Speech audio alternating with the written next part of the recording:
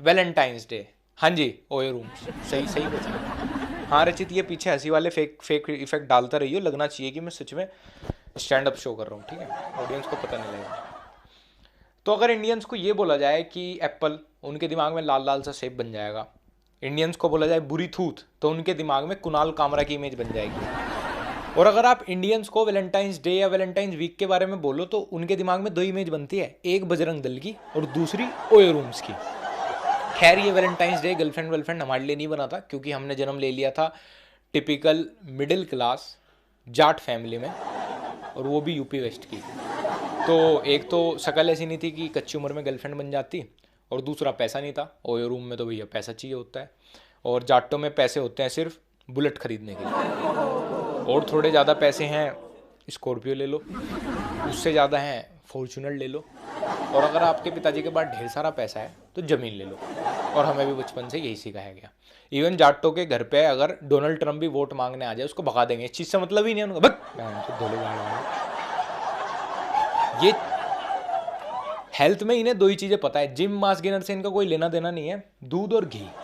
और ये चीज़ें मुझे बहुत जल्द पता चल गया था, कम उम्र में पता चल गया था, क्योंकि मैं स्कूलिंग कर रहा था मुजफ्फरनगर से, तब हम मुजफ्फरनगर रहते थे, हमारे यहाँ पड़ोस से दूध आता था।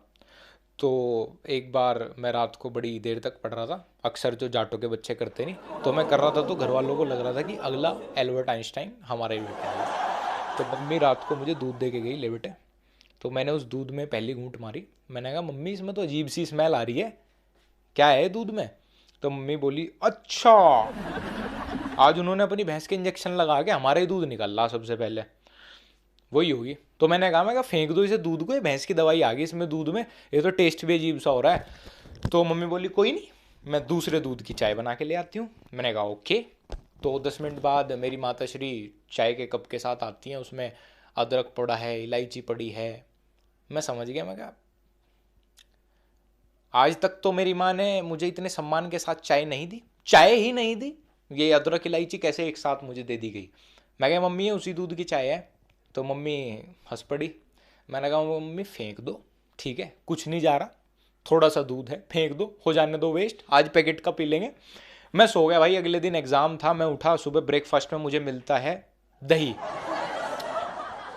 चीनी के साथ और इलायची के साथ। मतलब जो वो दूध था वो अभी तक फीका नहीं था, वो मेरे लिए दही का रूप ले चुका था मेरे मम्मी के एफर्ट से।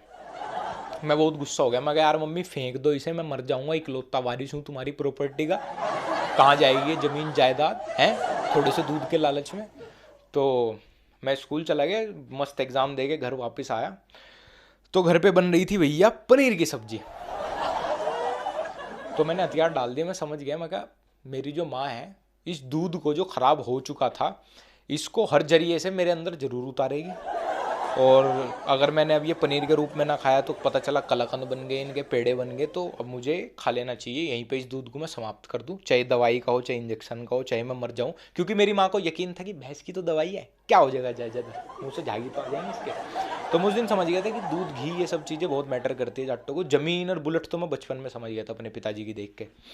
तो ऐसे माहौल में गर्लफ्रेंड बनना, वैलेंटाइंस डे, ये सब एक हास्य के शब्द होते हैं, इससे ज़्यादा कुछ नहीं होते। क्योंकि पिताजी के इंस्ट्रक्शन थे बचपन से ही कि बेटे चोरी कर लिए, डाका डाल लिए, मर्डर भी कर दिए, कोई दिक्कत नहीं, छोरी का नहीं चक्कर होना चाहिए।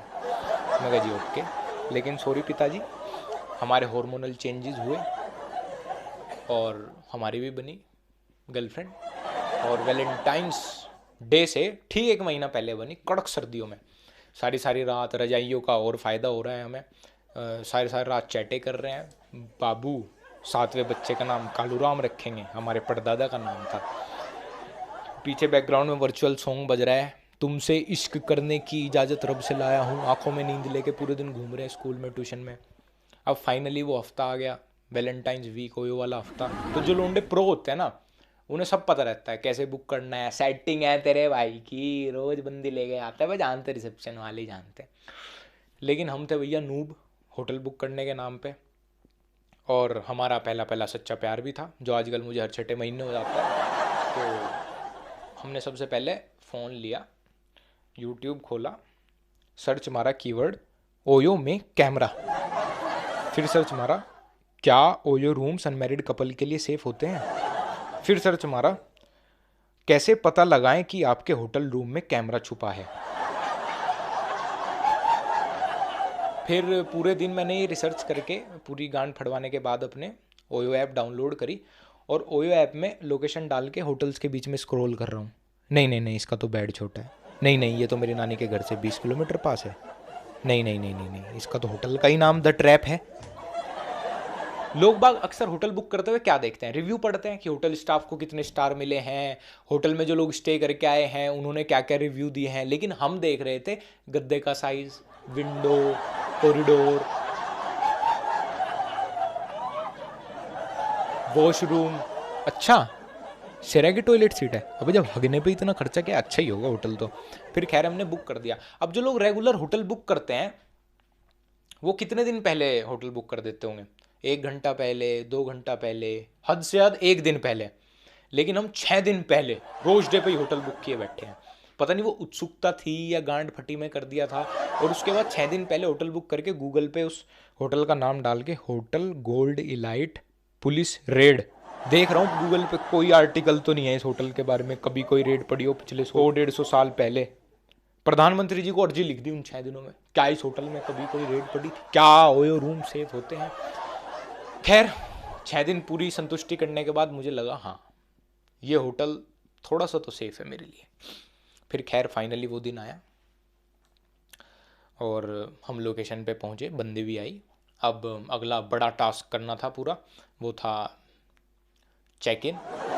तो आप लोगों ने देखा होगा जब होटल के ऐड आते हैं, ऐप्स के ऐड आते हैं तो रिसेप्शन पे दिखती हैं लड़कियां मेकअप में, लिपस्टिक में। ओयो की ऐप में भी रिसेप्शन पे लड़कियों के फोटो लगाए रखते हैं होटल वाले। लेकिन असल में जो लोग सच में जाते हैं होटल में उन्हें पता है कि वहाँ पे 55 साल के एकदम अनफ्रेंडली फेस वाले अंकल होते हैं और उनके आसपास 7-8 और लोग भी। ठीक है, उन अंकल को तो फिर भी टैकल कर ले, 7-8 और लोग। मेरे को लग रहा था ये मेरे लिए ही खड़े हैं। पकड़ के करते साले लड़की लाता है घर, झूठ बोल के आते हो, गंदे काम करते हो।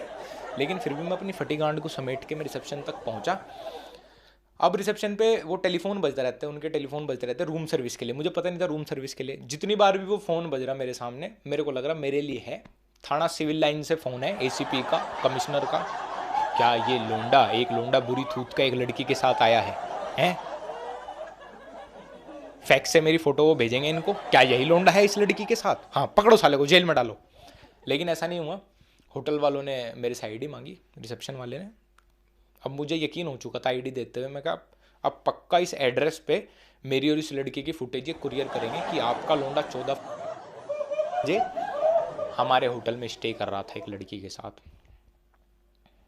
लेकिन खैर रिसेप्शन वाले अंकल ने मेरे पर दया दिखाई, बहुत गंदे गंदे 10-12 लुक दे गए। आधे घंटे बाद मुझे चाबी थमा दी, उल्टी सीधी फॉर्मेलिटी करके 20 जगह जायदाद पे मेरे सिग्नेचर करवा के। कितने बड़े रजिस्टर, उस रजिस्टर को ही देख के डर लगता है भाई रिसेप्शन वाले। तो उसके बाद मुझे रूम मिला सबसे खुफिया कॉरिडोर से निकल के एक जगह कोने से में। तो वहाँ पे गए, रूम की कुंडी लगाई और उसके बाद मुझे जो फील आ रही थी ना भाई तुम्हारे भाई को, ऐसा लग रहा था पाकिस्तान के खिलाफ कारगिल 2 युद्ध जीता है मैंने और मैं आर्मी को लीड कर रहा था। फतेह, ओयो फतेह कर दी, जंग फतेह कर दी वैलेंटाइंस डे की तुम्हारे भाई ने।